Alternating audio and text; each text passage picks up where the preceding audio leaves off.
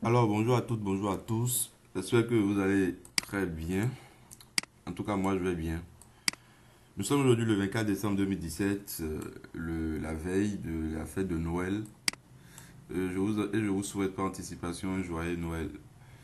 La semaine a été très fructueuse sur le marché. Il y a assez de mouvements. J'espère que vous avez profité des plans que nous avons envoyés le week-end passé, puisque apparemment tous les plans ont marché, tous les plans ont atteint les objectifs qui avaient été préétablis. À part la parité NZD, tous nos plans ont marché. Et c'est rare de voir les plans établis, tous les plans établis se déclencher et marcher comme ça. Donc, sans plus tarder, nous allons commencer avec notre parité phare, c'est-à-dire la parité euro-USD. D'accord. Donc, le dimanche passé, nous avons établi un plan à l'achat et un plan à la vente. Donc, pour la vente, on avait parlé de ce niveau, des 1,1726. On avait parlé de la cassure des 1,1726 pour aller chercher des objectifs un peu plus bas. Mais je vous l'ai toujours dit, il faut toujours établir deux scénarios. Un scénario à l'achat et un scénario à la vente. Ok.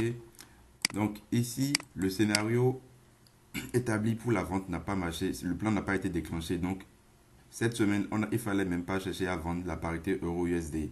Il fallait que chercher des points d'entrée à l'achat. C'est ce que nous avons fait puisqu'on avait tracé ce petit biseau descendant. Et je vous ai toujours dit ici que les biseaux descendants cassent toujours par le haut.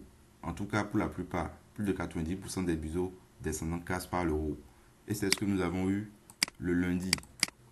Le lundi, le biseau qu'on avait tracé en M30 a cassé par le haut ici. Vous voyez, on a eu la cassure, la clôture au-dessus de notre droite qu'on avait tracée. Et puis on a eu un petit pullback, puis l'accélération haussière. On avait également tracé les objectifs. Donc, dans la vidéo précédente sur YouTube, vous allez voir sur ma chaîne, vous allez voir, j'ai mis EURUSD 1712. Vous allez voir ce petit biseau descendant qu'on avait tracé pour le scénario à la hausse. On avait établi les plans, on avait défini l'objectif aussi, c'est-à-dire 1,1803, 1,1828, 1,1857 et puis 1,1882. Donc, tous nos objectifs ont été atteints à la hausse. Au même moment, quand le prix montait, le prix a formé une petite tendance haussière, raison pour laquelle j'ai tracé cette droite, ce support haussier, qui passe par les creux qui sont de plus en plus hauts sur cette parité, sur cette tendance. Ok. Donc, pour la semaine prochaine, quel plan on va établir sur la parité euro-USD? On voit que la tendance qu'on avait tracée dans la semaine après l'atteinte de nos objectifs a été cassée ici.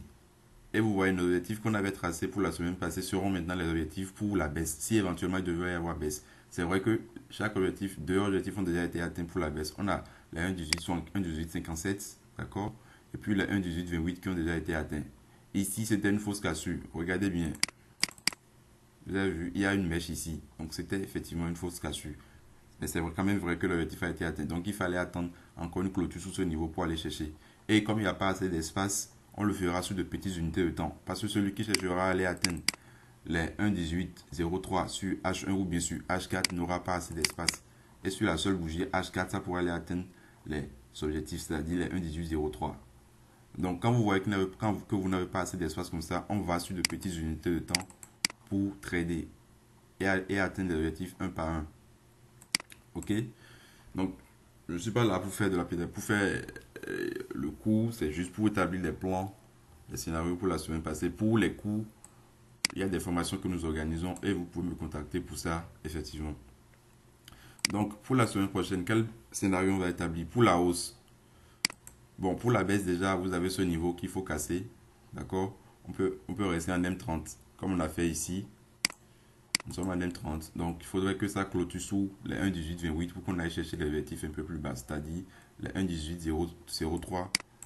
Puis, il y a ce niveau ici qui va nous embêter, le 1,1776. Puis le bas, les 1,1727. Éventuellement, si cassure des 1,1727, on ira aller chercher des objectifs un peu plus bas.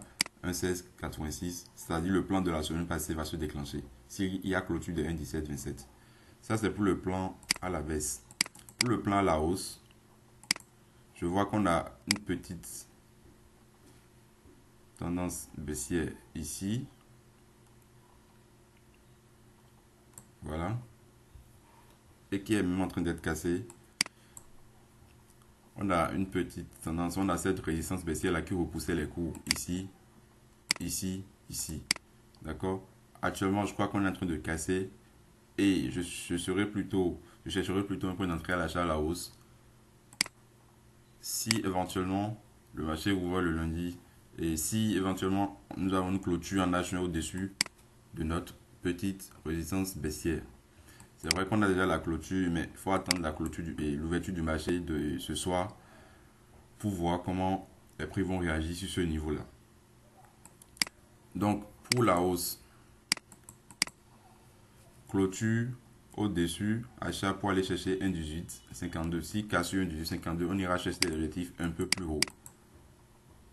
C'est-à-dire les 1,1925 puis 1,1916. Alors ça, c'est le plan sur la parité euro-USD.